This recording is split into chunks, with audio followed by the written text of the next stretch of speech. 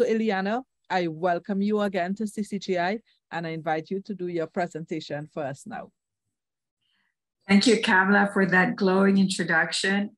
I am honored to be with you this morning on your third global conference to talk about the circular economy, a subject that, as you know, I'm passionate about, because as you said earlier, this is really, the circular economy really is a tool that helps us tackle climate change and biodiversity loss. And obviously that's all very close to my heart as the founder and chair of the Climate Governance Initiative, which, as you said, what our objective is to bring awareness and incentivize board members to take action and influence their executive committees to adapt their business models so that we can not only reduce our greenhouse gas emissions, but develop patterns of behavior that will allow us to live in a sustainable economy. So if you allow me, I'd like to share my screen now so we can look at some slides and will help bring this into context. So again, thank you very much for the opportunity to share my thoughts and research on the circular economy. I'd like to start by defining what that means. Some of you will be very familiar with the icon on the left, which is what we are all used to seeing in plastic bottles and all sorts of consumer packaging that make us feel comfortable that this is recyclable. It's not a single-use plastic. And so we feel comfortable buying something with that icon. And it was focused on the reuse, reduce, recycle. But in reality, the circular economic model is based on four principles, and it starts with reduce. Reduce everything. Reduce what you consume, reduce the materials you use for producing these goods, reduce the systems, packaging, and waste that along the entire production chain of a product. So the first pillar is reduction. Second one is reuse. If it breaks, fix it. So you can reuse it. If it's not fixable, find a way to recover it, recover some of the components so that these can be recycled and the product can have a new life. And what is no longer recoverable to have a new life, we must find a way so that it is degraded in a way that protects the environment. The circular economy, what it does, like I said earlier, it gives us tools to tackle climate change and avert biodiversity loss while addressing important social issues. Because we are used to a linear model, which we have here, which is very much consumer-orientated and shareholder-centric, the old shareholder-centric, which was looking only at profit. How do we extract materials at the lowest possible cost? How do we produce at the lowest possible cost, distribute at the lowest possible cost, and consume, enjoy, waste, and discard? And that waste and discard approach pollutes, destroys nature, and has a terrible impact on society. As we have seen this year, we have had wildfires and floods and terrible outcomes with the loss of lives. And that's because we are still living in this linear model, which is unsustainable.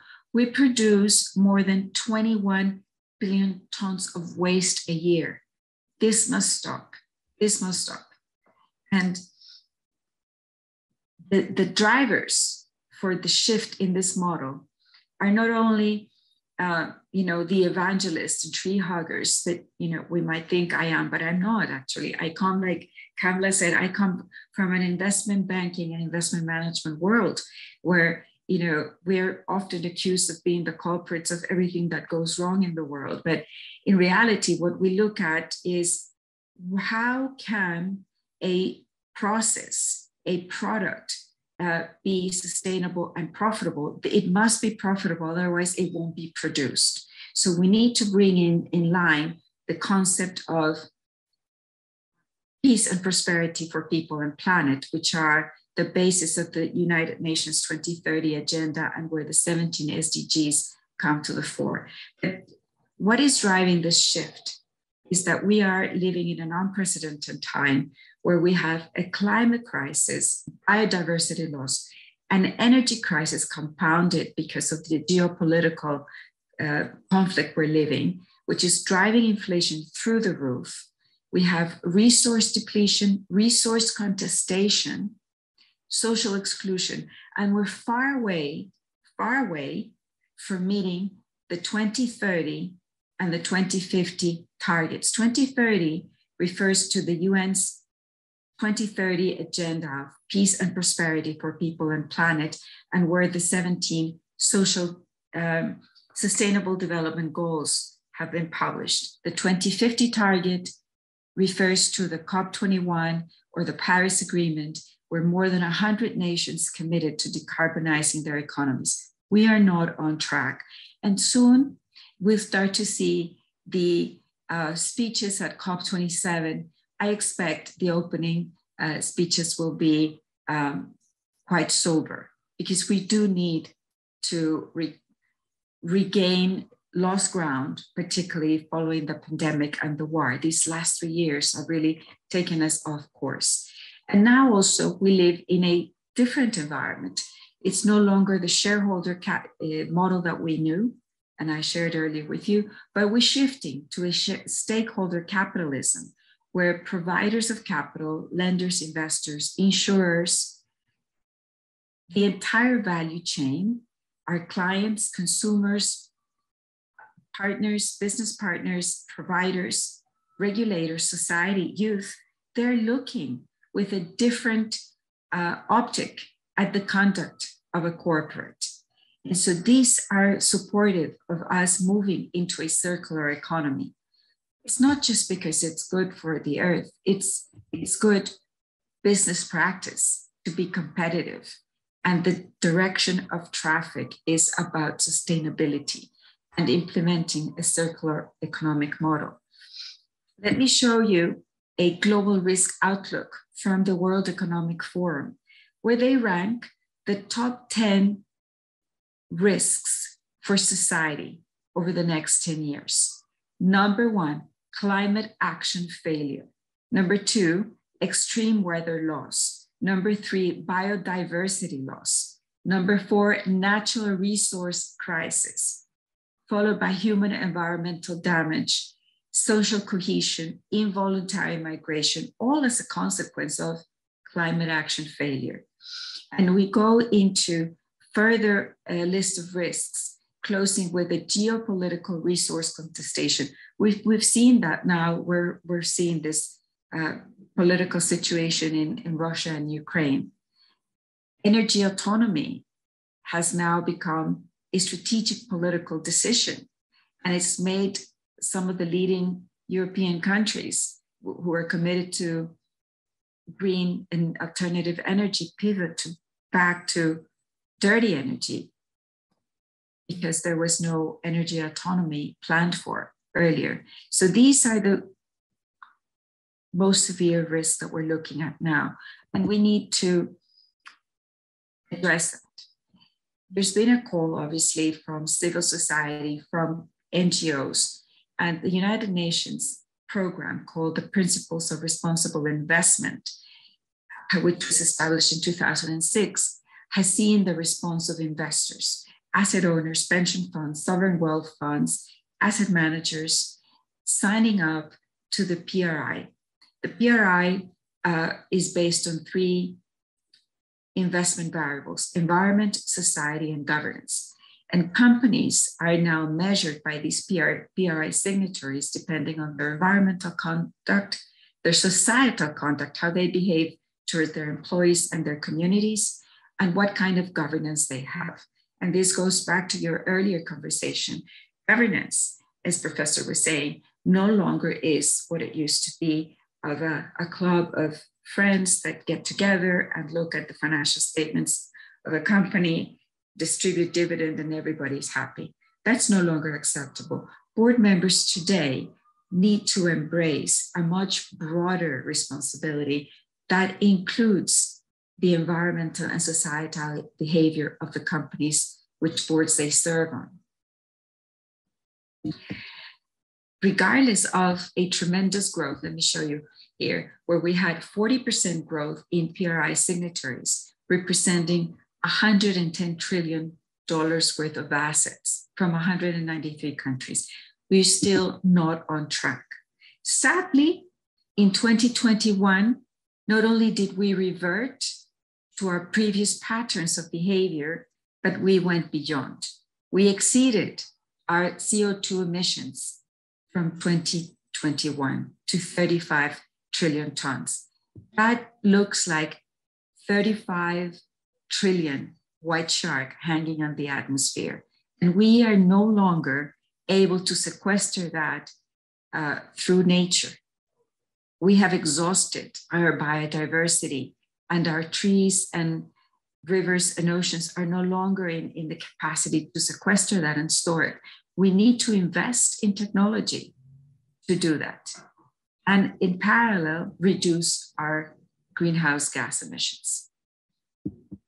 Because we now have, fortunately, the scrutiny of stakeholders. And what most importantly, they're all looking at now is how are companies going to make that transition to a net zero economy, to a net zero production? What are their governance looks like, and how are these companies being rated on their environmental, social, and governance behaviors by international community, by a plethora of rating agencies, from famous rating agencies like the S&P's or Fitch, and newcomers that are specialized in governance. But the point is, there is a new optic from investors, consumers, and clients. And civil society has every day a stronger voice, as we have seen in the last weeks, protests damaging fantastic patrimony. It's not that I endorse that, but what I'm saying is we can see more and more there is tension, and the youth is vocalizing their concerns. What we would like to strive to is this new economic model that has been presented at the World Economic Forum about 4 or 5 years ago by the economist Kate Raworth, and it's called the donut economy. The donut economy refers to an outer limit, which is our ecological ceiling, where we observe and protect our natural resources. We avoid overshooting, which is what we're doing now, and avoid a climate crisis, land conversion, and biodiversity loss. But where we also are realistic that humankind needs to use these resources. We just need to find a way to use them in a balance so that there is a social foundation and there's water, food, energy, housing for every human, where we can provide education, shelter, social equity, a political voice, peace and justice, income and work within these boundaries, where there's the outer limit that supports the ecological environment and the inner limit of the donut, which protects humankind quality of life. If we are able to achieve that, we will achieve peace, we will achieve justice, we will achieve well-being, we will achieve delivering an environment to the future generations. How do we do that? And this is where we come back to the circular economy. If we look at the 17 Sustainable Development Goals, that is what they strive for, right? And if we are able to rethink our patterns of behavior and consumption, and we reduce waste, we reuse products and materials, and what is not, we're not able to reuse, we recycle and recover. And we address that from every aspect of the value chain, from the design of a product, the design of its production, and how we're going to produce that. How are we going to extract the raw materials? How are we going to bring those to a manufacturing site? How is that manufacturing site going to be designed so that it is sustainable and there's no waste?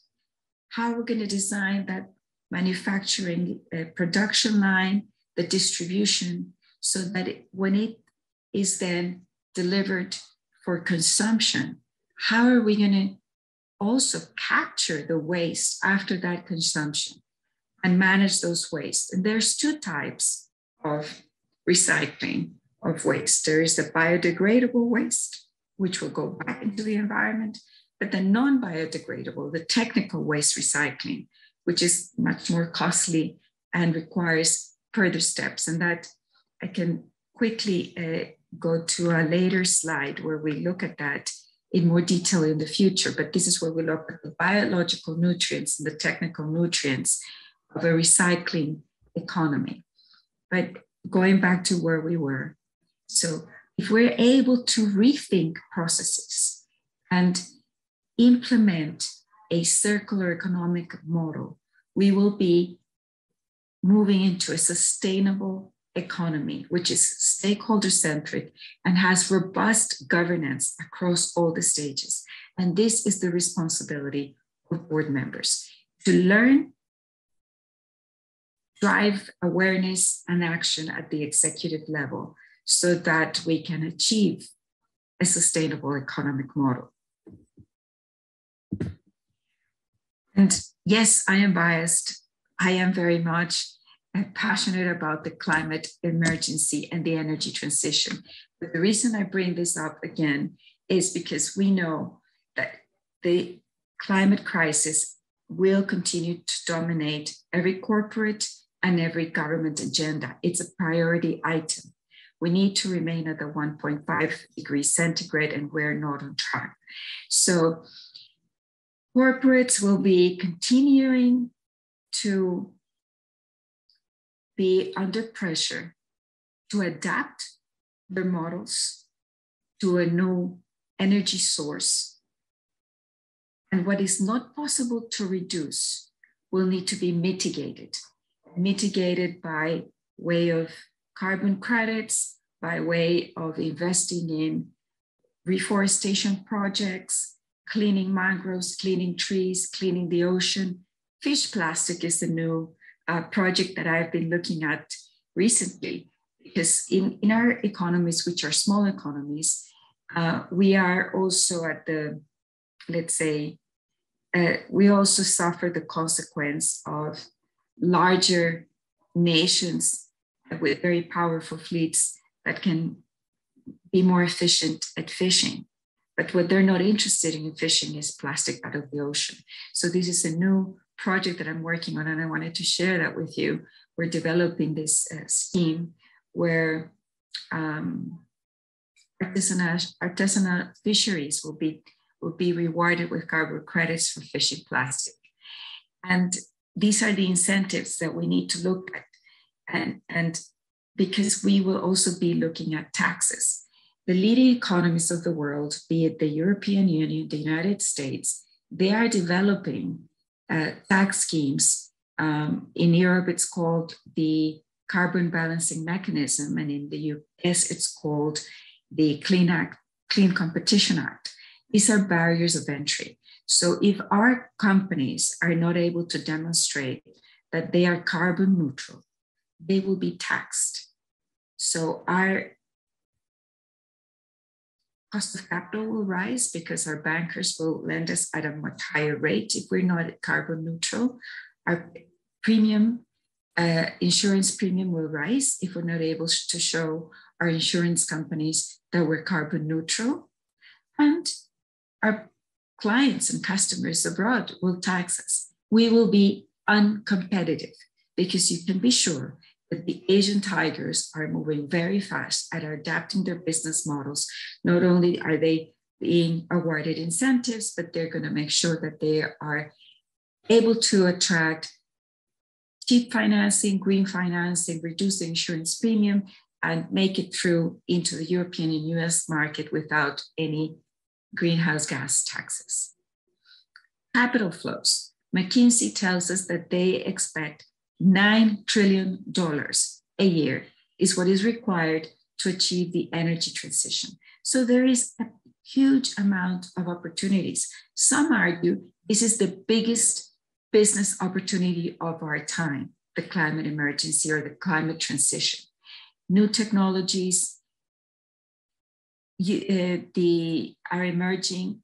We also are looking at new ways in which waste is managed.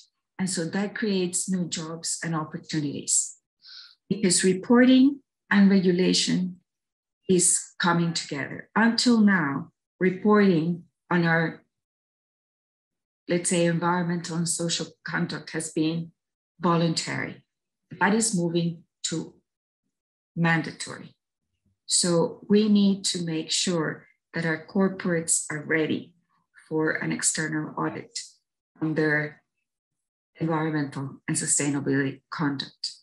So we need to be supportive of these circular models and invest time and resource in studying them and changing our behavior, because ESG rating and reporting landscape is getting tighter. It's evolving. And yes, we are still comparing apples with pears. There's still, let's say, a gap between what the European Union is defining as mandatory. They have their own body. The US has its own body, which is under the SEC, and the UK has its own sustainability reporting requirements. But slowly, these will converge. And there will be, like Professor Sayed was saying earlier, there will not be a hiding place because governments are aligning these reporting requirements and processes. And companies, yes, it's going to be, it will require an investment in time and resources to prepare our reporting, our auditing. But we need to, from the board, help our executives understand, provide them with the tools, and encourage them to make this shift. What exactly is it that these ESG ratings and reportings are looking at? From an environmental perspective, climate change is the #1 priority.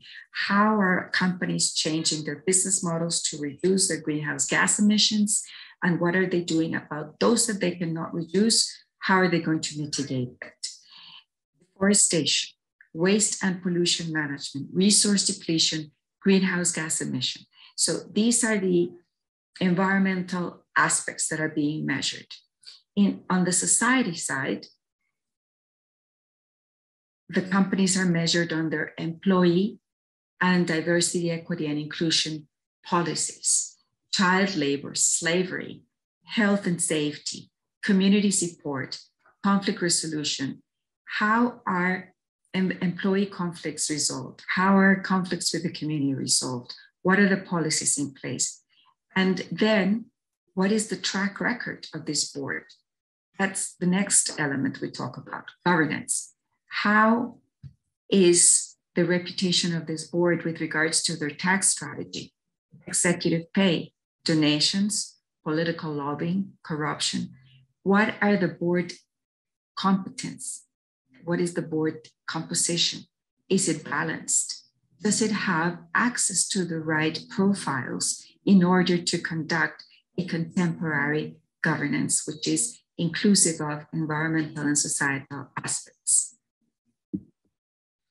With the objective, of course, of attracting ESG investment, standardizing regulation and reporting so that we can achieve positive, sustainable development outcomes, which we have here, the 17 SDGs. And I'd like to now overlay that in what would be an ideal world so that we bring the circular thinking into our conduct and the achievement of SDG goals within the donut economy. That would be the ideal world. That would be an utopia. But we can achieve that. We have the intellect, we have the adaptability, we have resources from NGOs, from asset owners, from sovereign wealth. We have the goodwill of the youth because they are concerned about what they will inherit, and they are changing their behavior. They're changing their consumer patterns. You know, my generation, when we looked at a label, we looked at the calories or where it came from. It came from the United States. Did it come from Paris? Or, you know, did it come from China? This younger generation, they look at, is this a single-use plastic? Is this recyclable? What are the greenhouse gas emissions? What is their track record in terms of slave labor policy? Is this shirt made of recyclable cotton or not? And that will determine consumption. So again, we work for corporates, and corporates have a mission, and it's an economic mission, but we need to look at this from a broader perspective, and the triple bottom line is here to stay. We, of course, need companies to be profitable so that they have resources to employ labor and generate economic growth. But it needs to be done in a sustainable fashion. We need to move away from the linear model and really implement the circular economic model where every aspect of the life cycle of a product is taken into consideration. And this doesn't apply only to the manufacturing model, which I was discussing with Kamla earlier. This also applies to financial services, because if we look at, for instance, a bank, a lender has a portfolio of loans to corporates like the ones that you work for. And the insurance company will look at the portfolio of a lender and say, I'm going to have to change the dynamics of our arrangement. Your premium is going up because in that portfolio, you have exposure to toxic assets or stranded assets. Perhaps diesel turbines that many years ago would have been considered very robust assets are now becoming liabilities. So there is a trickle effect, and it starts with the insurance, with the corporate lender, looking at their portfolios, and the risk that they are awarding to these assets will have an implication on the cost of insurance and the cost of capital. So it applies to corporate lenders, it applies to insurance companies, it applies to asset managers, which hold perhaps real estate in their portfolios. Are these real estate investments sustainable? How can we make that transition? How can we ensure that our portfolios are bulletproof for this energy transition? So we need to think in a different way every day in our conduct as members of civil society, in our conduct as professionals, and how we influence our colleagues, and more importantly, as board members, and how we bring this knowledge and expertise to our colleagues in the board, how we bring them along this journey. It's not always easy. There will be always skeptics that are not interested in tree huggers or saving the whales, but actually whales are very important because they capture carbon and they sequester the carbon in the ocean. So with that, I would like to close with how do we do that? And I cannot emphasize enough how important the role of the board is. The board needs to take accountability for the sustainability. We need to accept that as board members, we have a fiduciary obligation to protect the company from any and all risk. And sustainability risk is one of the most important risks we face in our careers. So we need to acknowledge that we are accountable for this. We need to develop subject command. I'm not suggesting that we all need to become sustainability experts, but we need to have the knowledge enough so that we can have an efficient and agile conversation with the sustainability committee that presents a budget, and we need to either approve, reject, question, challenge. We need to be able to have that conversation.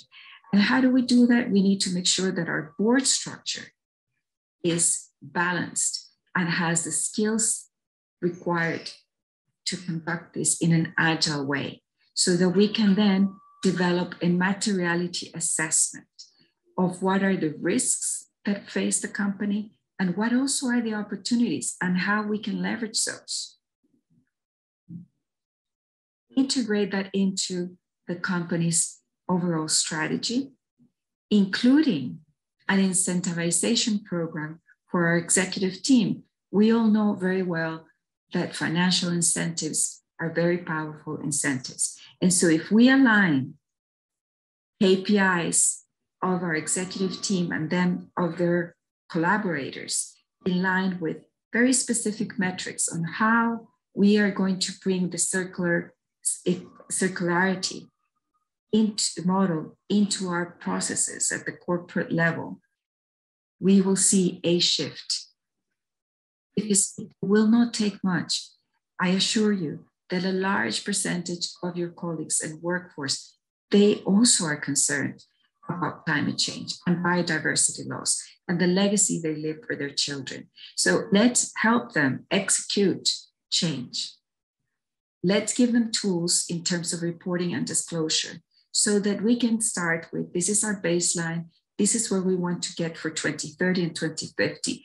And let's take that back and see what can we do every year to improve our processes, our models, reduce our waste, recycle, reduce. And more importantly, the last principle in terms of governance is exchange knowledge. Exchange knowledge within your organization, within your sector, with your peers, with your competitors, because this is not something that one can do alone. Climate crisis cannot be in a silo, and we cannot just make one company responsible for it, because there is a value change around the behavior of that company. Yes, we are where we are because of the Industrial Revolution, and the developed economies have produced tremendous amount of greenhouse emissions. And now we need to find a solution rather than, pointing fingers. We are where we are. Let's exchange knowledge. Let's exchange best practice. Let's exchange pitfalls. What worked, what didn't work. We learn a lot more from what didn't work. And I hope that I have achieved that here today with you, that I have shared my grain of salt in terms of the knowledge that I bring, and that we can all work together in developing this knowledge and improving the circularity of the economy of the Caribbean Corporate Governance Institute members. Thank you very much for the opportunity. I hope this was of interest. I hope I'm within my time just there. And I will share quickly some images of appendices that perhaps we can share when we run the workshops next year. Thank you very much for your attention. Thank you very much, Ileana. So you have actually taken the conversation a lot deeper in the area that we did want it to go, which is in terms of understanding what really is the circular economy and the implications of this. So, you reminded us that the global risk outlook demonstrates that this is not something that is being done because it's good for the earth, but really because ultimately now it's demonstrating it's good business practice. So you brought it into the model first that Kate Rayworth had introduced, which is the donut model, which is something that I am very much interested in understanding a lot better, because as you described to us within the model, there is that ecological ceiling, which tells us to stay within that so that we don't overuse resources and create greater harm to the planet. But also there's a social foundation which we need to base our decisions on, so that we are also demonstrating care for people in different areas of the world. And you shared with us that if there's a way we could bring together the 17 sustainable development goals and overlay that with the donut model, it will help us in understanding how we can make some of those decisions to strategize to ensure that we are able to embrace the two elements of the model which you showed us, which relates to the part that is biodegradable, the biological part, as opposed to the technical part where there is waste that can't regenerate, but therefore, how do we potentially use it so that we continue to be able to gain value out of that, as opposed to the very linear model, which you explained to us in the beginning, that we currently employ, where we just use the resources from the natural environment, create products which have a limited lifespan, and then just gets dumped. So, you know, it's not a model that is sustainable for us in the future. You Absolutely. And I wanted to add something that you and I were speaking about earlier. And from the circular economy, there are a number of derivatives. For instance, now we're talking about the performance economy, the shared economy, where creating a carpooling system or transport as a service, which we're starting to see become much more prevalent, rather than manufacturing more cars. In the United Kingdom, for instance, the applications for driving license are dropping very fast because this new generation is not interested in the keys to the car. I remember when I turned 18, I couldn't wait to have my driver's license and begged and crawled and bribed and cried. And I did everything possible to get access to the car because that meant freedom. And it made you feel grown up. That is so, I say it these days. The new generation, they're not interested in a driver's license, let alone owning a car. They just want to use the car, transport as a service. And we see that with Airbnb. We see that with this new generation that are not buying property, they're renting property. We're seeing that with car manufacturers that are no longer defining their design and distribution models for the retail user like you and I, but for companies that will buy fleets of cars that will be leased out. And we're starting to see that now with electrical appliances, thank God. Because when the dishwasher breaks or the washing machine breaks, and you call the technician and it's going to cost a fortune for them to come out to tell you, sorry, love, it doesn't work anymore. You need to get a new one. It sends, shivers down the spine because it's time to go and find it and how much does it cost and does it fit? It doesn't fit because it's a different shape and form. And then what do I do with the old one? You have to pay a fortune to get somebody to come and pick it up the third Monday of every other month between 9 and 5. That's what we look at the moment. But we're changing that. We're looking at the circular economy or the performance economy where this model is obsolete and you rent your washing machine. And when it comes to a, let's say, sell by date, the manufacturer is obliged to collect it. They are committed to recycling, reusing, and providing you with a new one that you're going to rent again for another X amount of years. Mm-hmm. Mm-hmm. These are new models that are emerging, and we must be supportive of them. Mm-hmm. I wanted for us to really explore that a little bit more because it is a very new mindset for a lot of persons. And if we link it to some of the challenges that we have been experiencing, all of us understand how difficult it is to spend 2 and 3 hours in traffic to be able to move from one location to the other. And I think during the pandemic, the restrictions with movements out there helped all of us to realize that life is possible without all this amount of traffic jam and congestion on the road, that we can make different choices. But here you are linking it to the fact that there are these pain points we've been experiencing anyway. Let's understand how we can make different choices so that the long-term outcome of that is that we're going to have a healthier planet. and we are going to have resources that's going to be available for the future generation to also be able to enjoy a good quality of life. Absolutely. So what does that mean for us? And I want to invite our participants to also be ready if they have questions or comments that they would like to participate in the conversation.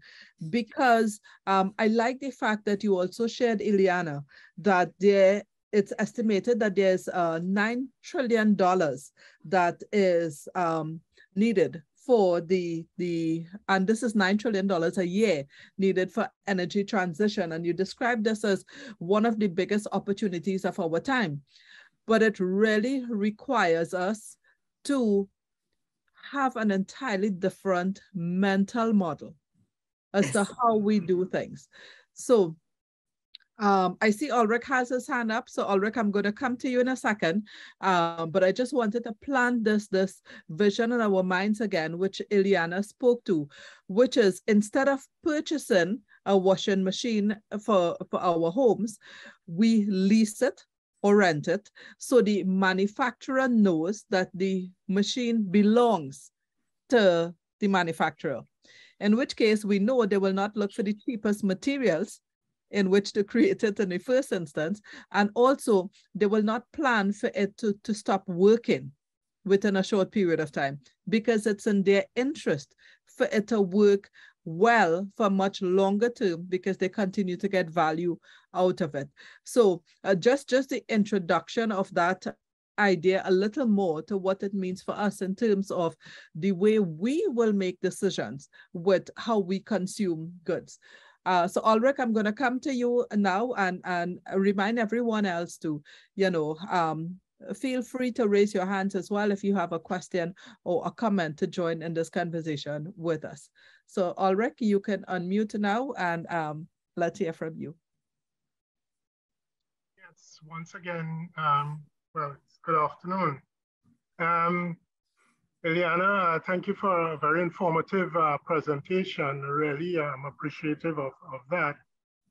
I don't know if you heard or were exposed to Prime Minister Motley's talk just yesterday. But even though, if not, she's been on a particular, I use the word, path as it relates to her conversations. Her conversations basically speak to, hear what? The big guns, the big countries, you need to do more. You are the ones that are coming across telling us, that these things there are significant issues here, but yet still you are not really walking the talk. You're talking a lot, but you're not walking the talk. And so, and the big countries will fire back that, look, they have mass, I suppose, and so sometimes they're not going to be as challenged as some of the smaller countries. My question to you, Ileana, is I believe that finance drives everything. If you want to know where things are going to happen and what's going to occur, look at the finance, look at the budgets.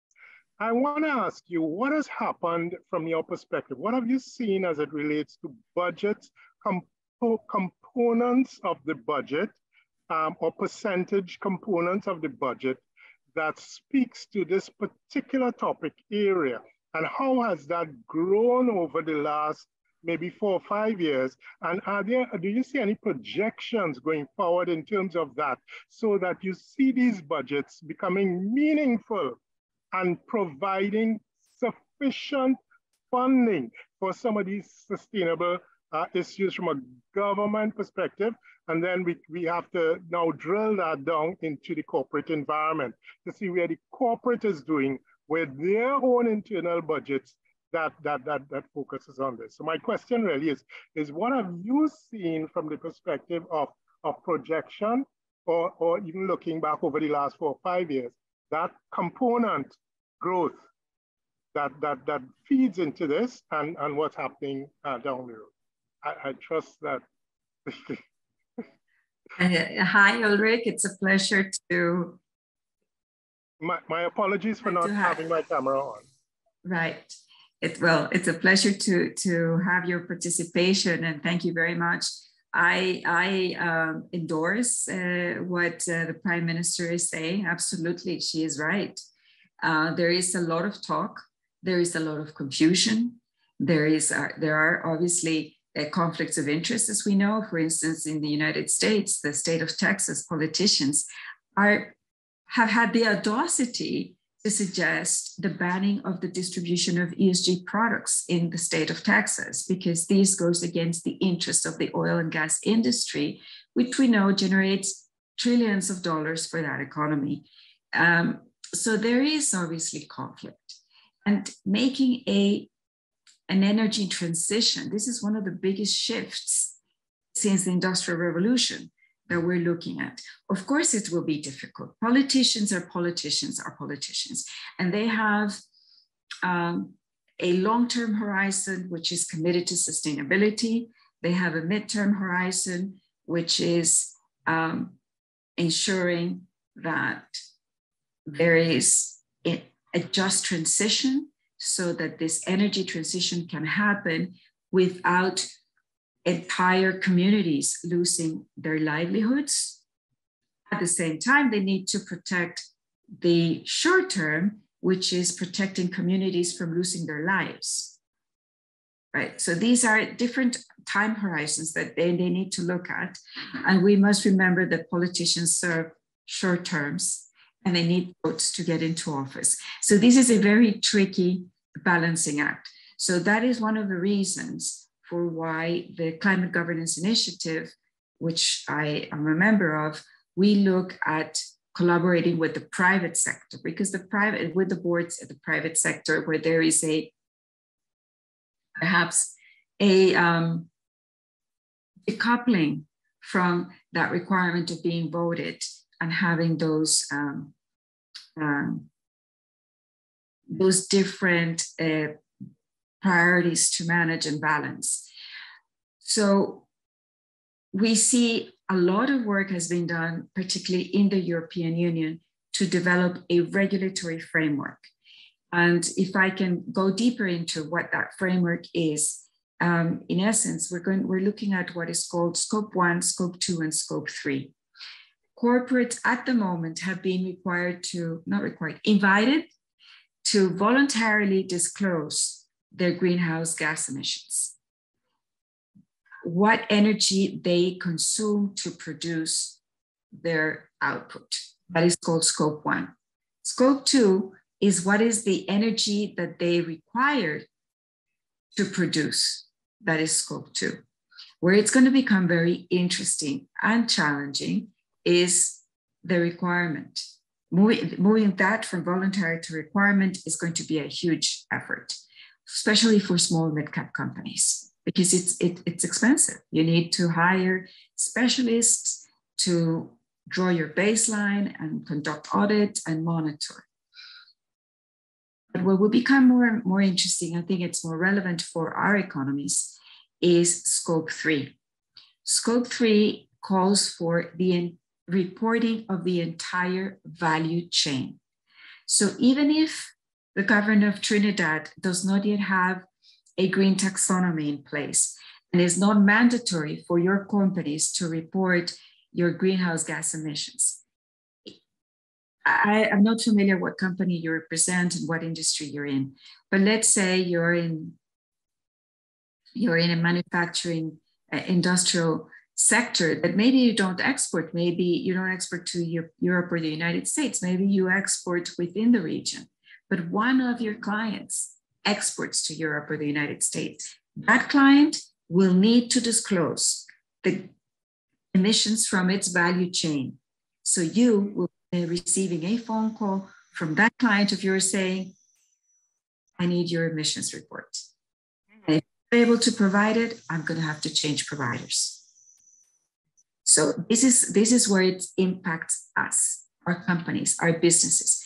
If we're not able to provide our emissions report, and not only reporting, but we also need to demonstrate that we are changing our business model to reduce our emissions, which is called mitigation, And what we are not able to mitigate, we are going into adaptation, which means, so if let's say, to make it simple, I produce 100 tons of greenhouse gas emissions, and I'm able to change my business model. So this year I will reduce 30, next year 30, but next year I can only reduce 10.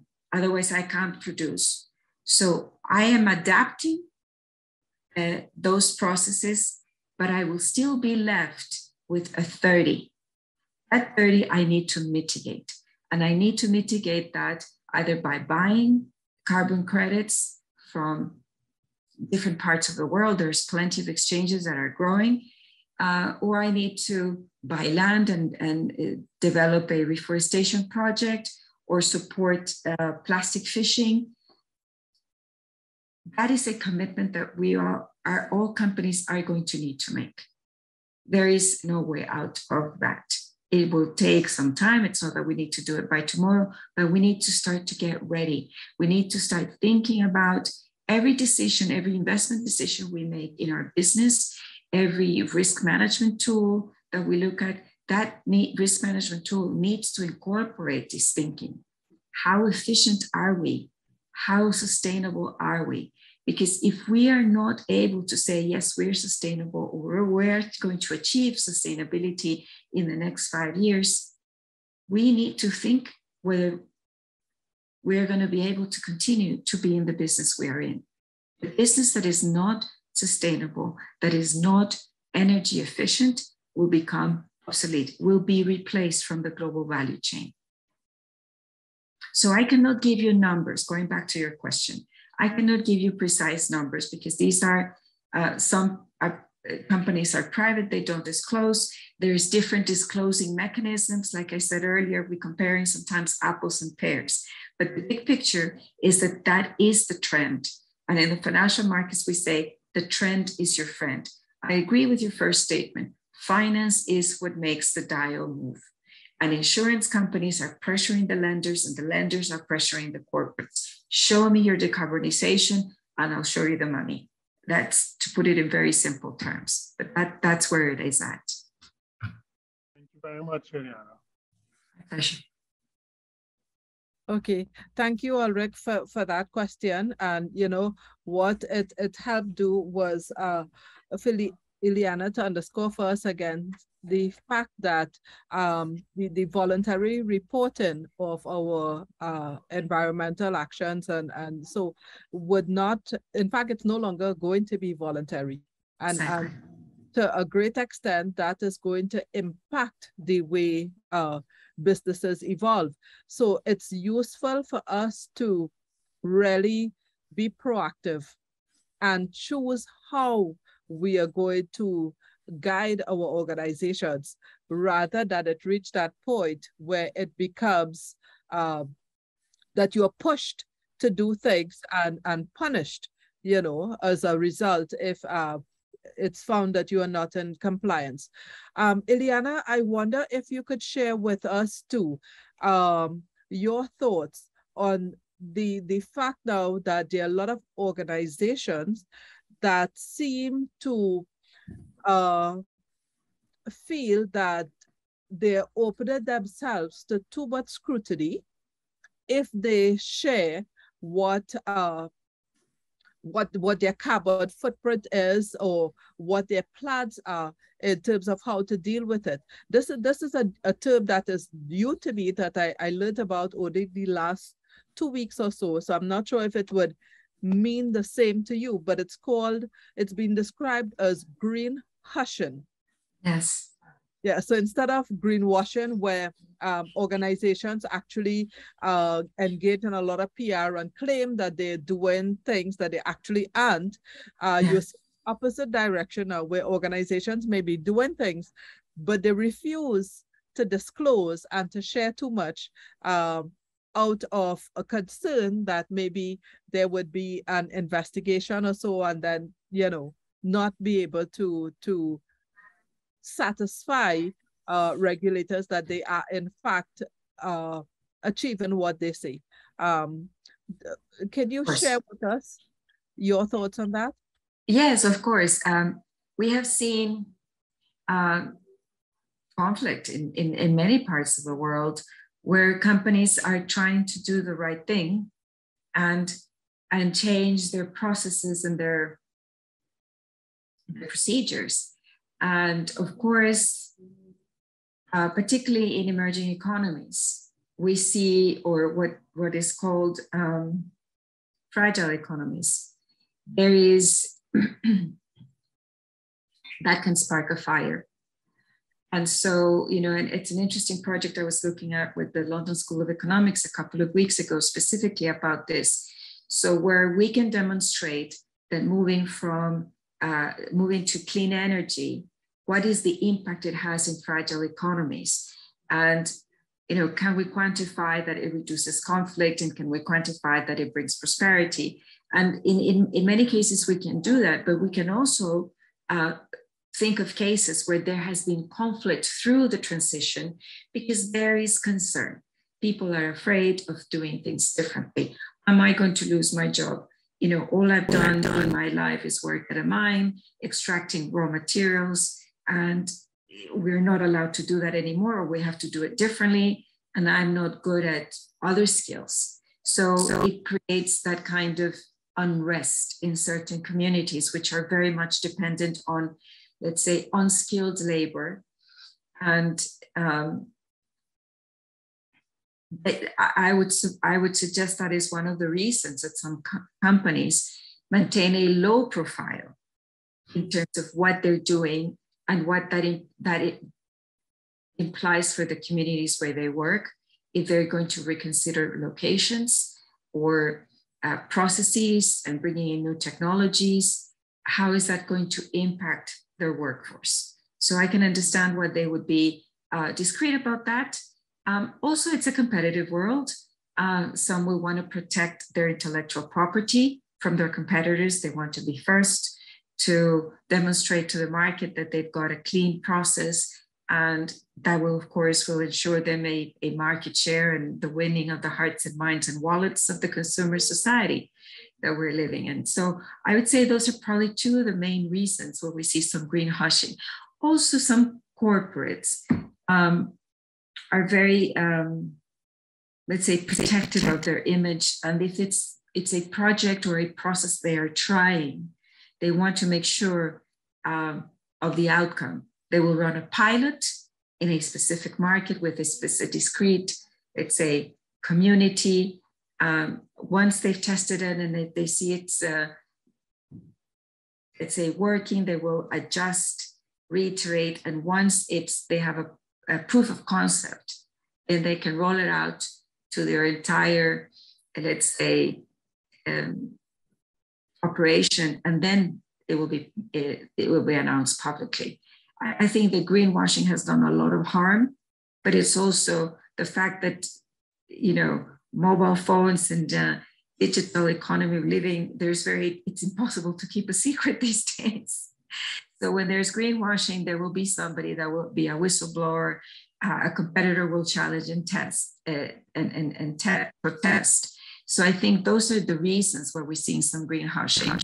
But I think that's good. I think that's good because competitiveness is good for the consumer and for society. Mm-hmm. Okay, so I want to ask you about another area which you also shared with us and which I think is relatively new to a lot of us too. And you spoke about the fact that there are some organizations that are rewarded with carbon credits. So can you explain to us that concept again of the carbon credit? Because you said because of the kind of climate emergencies that we are facing, you know, and the fact that the climate emergency, in fact, is what is going to dominate the agenda for the next few years. So all organizations need to demonstrate how they are dealing with climate issues. I was actually reading, I can't remember if it was the New York Times or one of those newspapers that spoke about, and it seemed to me it was particularly in the American economy, that they were looking at how organizations that themselves are not engaging in the the changes to their business processes, they can still support climate change activities by engaging in something that allows them to have carbon credits. So yes, okay, sure.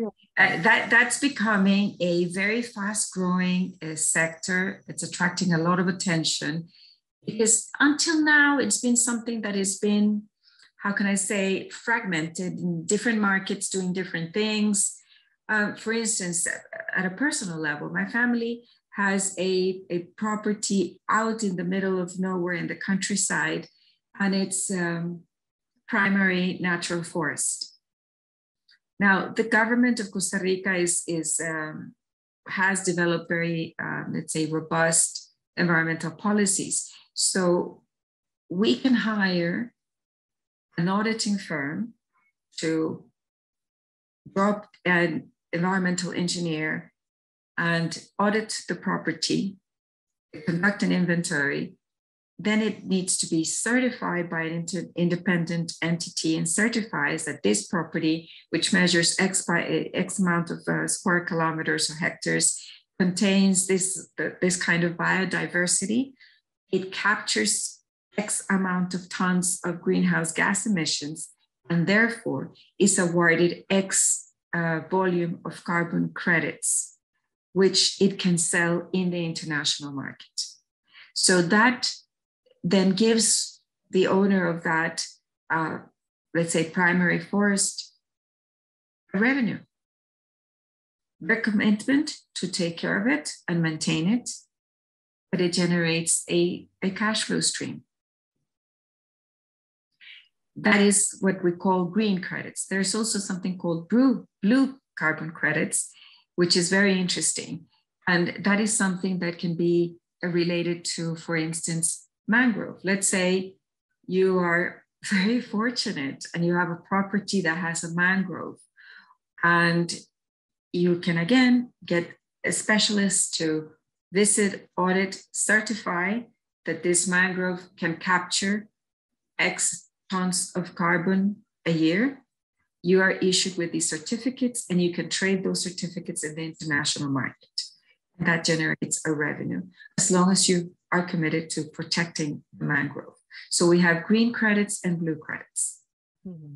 Mm-hmm. So then there comes this discussion, which is led actually as a task force that is being led by the former governor of the Bank of England, Mr. Carney. And he's a UN ambassador for climate change. So he's also been invited to join this task force to form some kind of, to form a body that regulates this, because there is a concern, of course, when there is a risk and opportunity, there's always those willing to arbitrage. So what they're trying to develop with this international task force is to protect the, how can I say, the virtuosity of the carbon credits, and so that these do not become speculative assets used by hedge funds that will, they're at the moment they're probably very, very high on cash because of the crisis we're in. Cash is king, so they can go out and start buying billions, trillions of carbon credits, hold them for a couple of years, and then trade them out in the market and make a huge profit. And there's really, if that were the case, the owners of those plantations are not going to be the ultimate beneficiaries. It would be a financial speculator that would be the ultimate beneficiary. So the idea is to regulate who can buy them, who can sell them, for what time frame. But that is something that is work in progress, but it is very interesting because it does create an opportunity for communities. For instance, I don't know if you're familiar with the Earthshot Prize Award. This is a prize that was launched, I believe, 12, 18 months ago by the then Duke and Duchess of Cambridge, today the Prince and Princess of Wales. And they selected 5 projects that were awarded a prize of £1 billion. And I will brag now about my national credentials. Costa Rica was one of those awarded a prize. And it was basically a project, nature-based solution. So the government, like I said, developed this policy, and a specific forest was, let's say, brought into this pilot where it ticked all the boxes because the forest was inventoried and audited independently, and it was determined that it was able to capture and sequester X tons of carbon, but also it gave jobs to a community that had lost jobs because some manufacturing companies had moved out. So it had a social effect, it had a gender effect, but because women were hired to look after the forest. So in our communities, our carbon credits attract a premium. Not all carbon credits are created equal, okay? This is very important. Some are more equal than others. So if it takes the carbon capture and the biodiversity and creating jobs and supporting gender, it has a premium. So I encourage the corporates here present to look at your what land your company owns. If there are forests there that you can certify, do you own land near the mangroves? It's beneficial for the environment, it's beneficial for your cash flow. Okay. I will confess that that whole area is new to me, and so I'm not sure how much I truly understand to be able to share, but that's okay. We would all learn as we go along. We can do a deep dive in the future. Of course, it's a lot of material.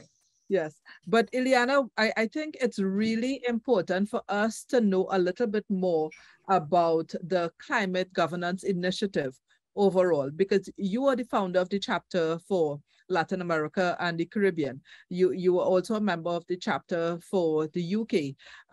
We have Agnes, who would be joining us in the panel discussion today, who is actually part of the chapter out of Hong Kong. So tell us a little bit about the Climate Governance Initiative. What started it, and how can we be involved to support it? Of course, my pleasure. Thank you very much for that opportunity. As you said earlier, when you introduced me, I come from banking and investment. I spent probably the last 25 years of my life working in the city in London as an investor, a portfolio manager, investing in equities mainly, but also looking at what used to be called social responsible investment at that time, where you had to choose whether you engaged or you excluded companies from your portfolios. And then I, developed and grew professionally to be a member of the executive committee of a number of large blue chip firms like Schroders, ABN AMRO, Santander, and so on. And about 5 years ago, I decided to pivot from a corporate role to a portfolio career and take on board memberships and board advisory roles, which have been, frankly, a very enriching experience. And as a non-executive director, I was invited to one of the first meetings being held in London by the UK chapter, which is called Chapter Zero. And one of the speakers was representing one of the largest banks in the world, HSBC. And he was showing us on the screen the opportunities and risks that corporates face vis-a-vis their lender if they can or not demonstrate that they are decarbonizing their business models, and how also from the insurance side, the insurance premium could go up. And that, of course, that sends shivers down my spine. I've been an investor all my life. I'm used to looking at companies, P&L, balance sheet, the cost of capital, the insurance premium. And I thought this is incredibly important. I need to bring that to my boards. That we need to have this awareness. We need to bring this into practice because it's going to impact our financial costs. It's going to impact our bottom line, not in 10 years, but now. So I became very active in the UK chapter. I was then invited to join it as the strategic advisor, as it was still in the inception phase. And I had years of experience with the 100 Women in Finance, which is a gender impact organization. So I brought that, I contributed that. And I came to visit my family in Costa Rica in December of 2019. Expecting to be back in London shortly thereafter, but COVID made all of us change our plans. And so I was getting up very early in the morning to join my chapter meetings, sometimes at 3 in the morning or 2 in the morning.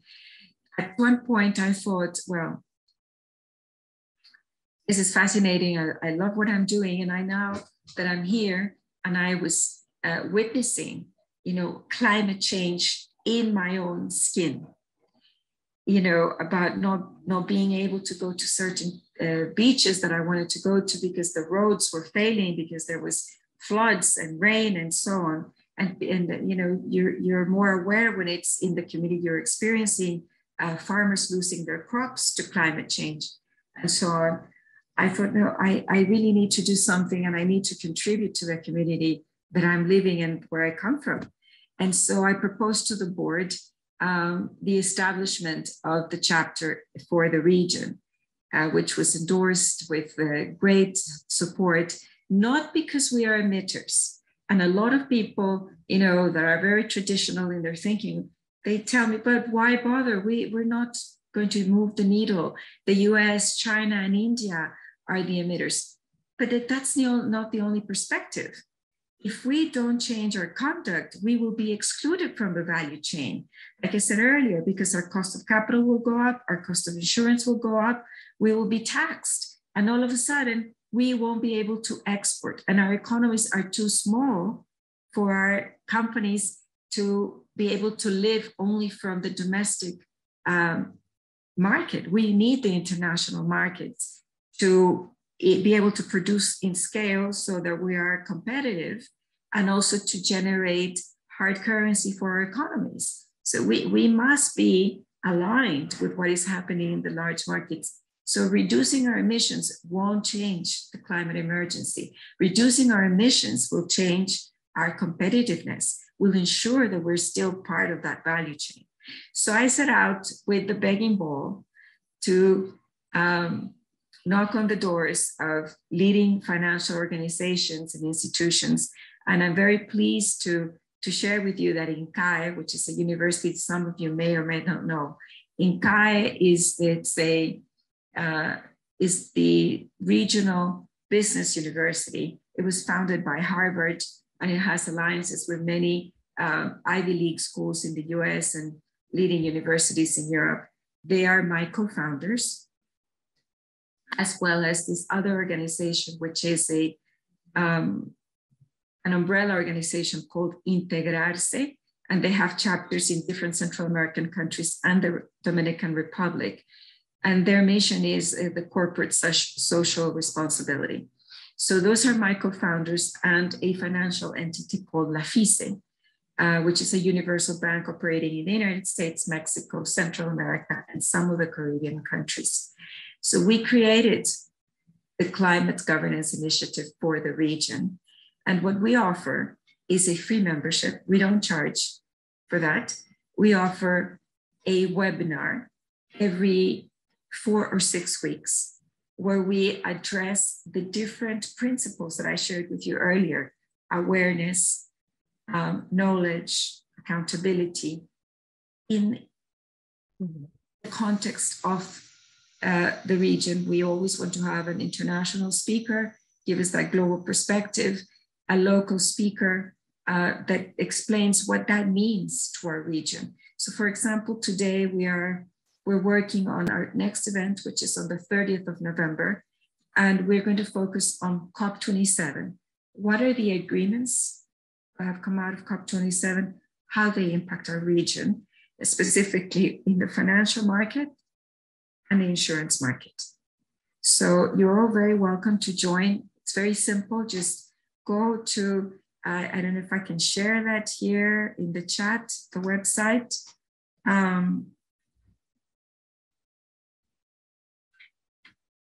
If you don't have it now, that's okay. You can send it to us and we will share it with participants when we share the link for the conference.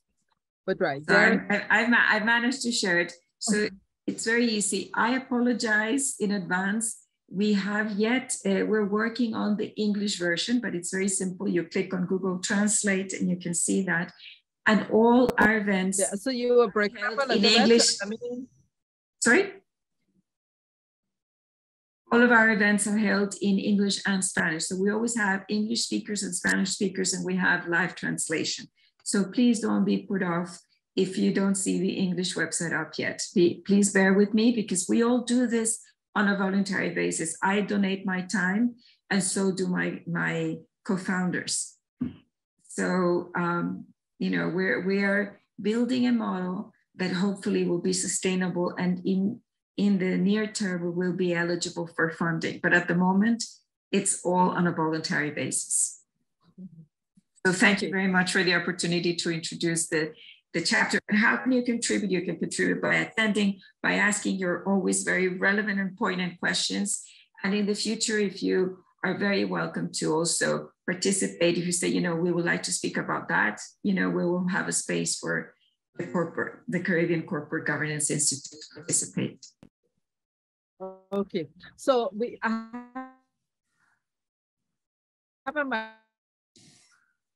message from Najla saying that, but we can sort that out in a bit to make sure that yeah, everyone gets the link that allows you to be able to join properly. All right, so we are into the last 10 minutes of this session, and I wanted to bring it back again to the donut economy and the whole concept of thinking differently in how we do business. I would like for you to share with us a little more is the notion that organizations are meant to grow indefinitely. But Kate Rayworth had said in her explanation of the donut model that if we look at the natural environment as the means to be able to compare what we do, what really stayed with me, she said, was if you look at a tree and the growth of a tree, there are periods when there is significant growth, but at some point in time, when the tree gets extremely huge, the focus is not so much on continued growth still, but it's maintenance. And so is it that for our organizations that we sometimes continue to focus too much on expansion and focus on consumption and profitability? Is this, how do we work this concept of growth only up to a certain point into how we grow our organizations? That is a very interesting question. It's a very philosophical question as well. And it, I think it brings us into the thinking of that board composition. As the board is, as we know, a huge influence on the decisions, the direction of a company. So if the company, and we will have a different dynamic if the company is privately owned by private equity or venture capital, it will have that growth, let's say DNA for an exit and a short-term profit, or maybe not short-term. Some might say that 5 years is not short-term, but short-term is debatable. We need to look at, so is the company owned by a VC or a PE? It will have that growth dynamic and that objective of profitability. However, I have to say that PEs and VCs are now conducting ESG due diligence at entry and at exit, and they're putting a very important premium on the valuation of those companies. But the shareholder ownership or the ownership of the company and its board will obviously influence that. You might have an entrepreneur that is driven to grow the business because they're passionate about what it does. And that's the let's say the inception and fast growth stage. And then you will need not an entrepreneur, but you will need a seasoned manager to look at not the growth, but at the profitability and the contribution to people and planet. And this, we need to be flexible and understand that we need different skills at different times of the growth and, let's say, the growth and maintenance of an entity. Because at the end of the day, corporates are there to generate profit and create jobs. We need that growth, but that growth needs to have a conscience in terms of its contribution, right, to the community it is, not only to the people it hires and pays a good wage or a bonus to, but the community where it operates and the environment. And the awareness continues to grow, as we saw 40% growth subscription on the United Nations Principles of Responsible Investment is something that is real, right? And that is happening not only because asset owners want to hug the environment, but because their investors are saying, we need your conduct to change. We need you to invest in companies that have a commitment to the environment and to sustainability. And so we are seeing drivers from the investment community, from the lending community, from the insurance community. As I was showing on one of my first slides, there's a stakeholder capitalism that is becoming much more strict and rigorous with the corporate behavior. And I hope, because I'm an optimist, I hope that this will help us drive the corporate conduct into that donut economy model where we respect the environment, but make sure that it is not just so utopical that there is not, let's say, an acceptable livelihood for different communities. So I do believe there is a good, absolutely good chance that we can achieve moving into the donut economy. But growth and maintenance, we need to have that balance. And we need to have the ability also, I mean, companies also can grow very fast for a certain time until their products become obsolete. I remember I grew up watching DVDs. Who watches DVDs now? Nobody. You know, Busters, that company, we all went to queued forever to hire a video and bring it home and put it into a DVD machine. That's history, right? And what streaming devices came and they grew very fast, particularly during the pandemic. And now we're seeing that Netflix isn't growing very fast. Actually, it's going the other way. So that's where the management needs to go into maintenance and recovery and say, okay, well, let's look at our video portfolio. How are we going to deliver a better service to our clients and move from, you know, super fast growth because of the pandemic to we're not in a pandemic where people don't want to be sitting in their couch watching videos anymore as they did, but we need to deliver better quality content. So it's about having smart management, read the market trend, the competitiveness, and adapt the business model so that it remains profitable, so that it can continue to hire a good percentage of the workforce and operate in a sustainable fashion. And that is about sustainability is not an autonomous to growth. Sustainability, a sustainable pattern will show a adequate growth in the long term. Use the word adequate. Yeah. Yes, because sustainability meaning that this organization can survive in a very healthy way and exactly.